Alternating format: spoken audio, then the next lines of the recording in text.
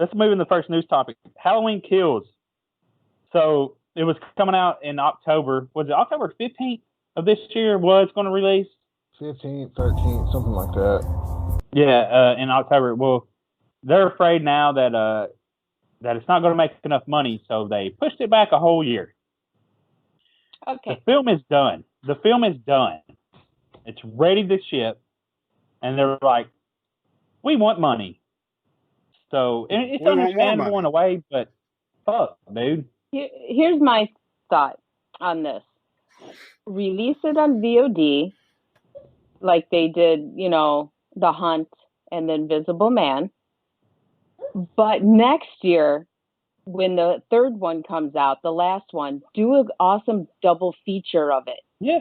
And bring it in the theater then. And I bet you sales would be great to have a double feature of it back to back.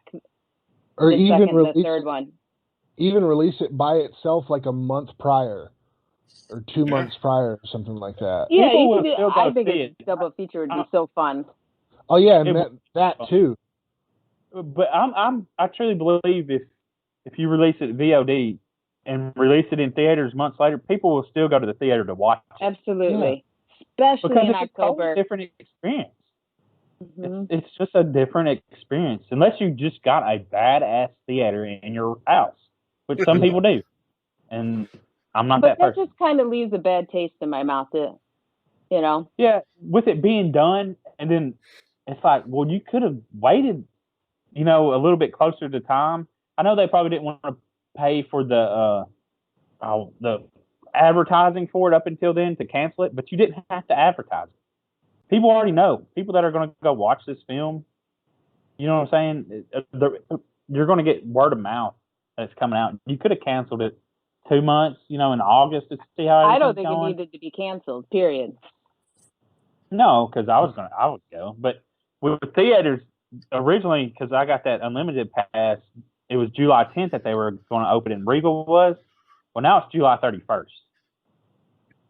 So, and I imagine that's because the spike here in the South, like Florida and all the whole southern USA has just ramped up so bad that they had to push it back. And I'm going to the theater.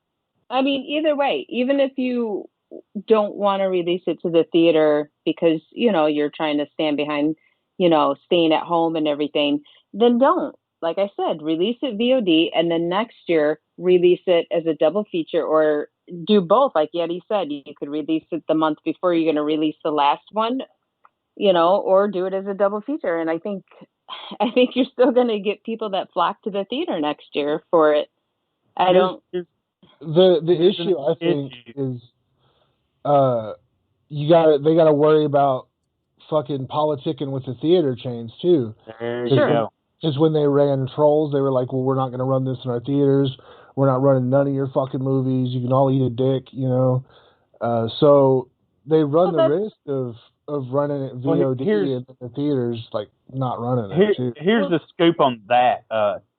They claim that Trolls did so well. You know what I'm saying? Well, that was a lie. Yeah, they made $100 million in sales or whatever. But they spent like $150 on the movie or something. Like something ridiculous, or the movie was like $100 million, and then they spent $50 million on advertising. They didn't break even, and they're still waiting to ship that movie over to China to get them sales, so that movie will make money. Because even if they made $100 million, they're only getting like 50% of that. Maybe if they're lucky, 80 from the VOD sales. So they really, you know what I'm saying? Like, they didn't make as much money as they claimed, and I think that's why now all that's died away with the whole put it on VOD right away. Mm-hmm. Or PVOD, it's premium VOD. Yeah. So they think charging $20 fucking to go watch this movie. Which I guess it might be $20 somewhere to watch movies. I don't know. I mean, I don't live in that area, so. But it's the VOD thing. I think is still a little touchy subject, like Yeti was saying with the theaters, but they shouldn't have canceled it. They should have gave it an option to see if it would work.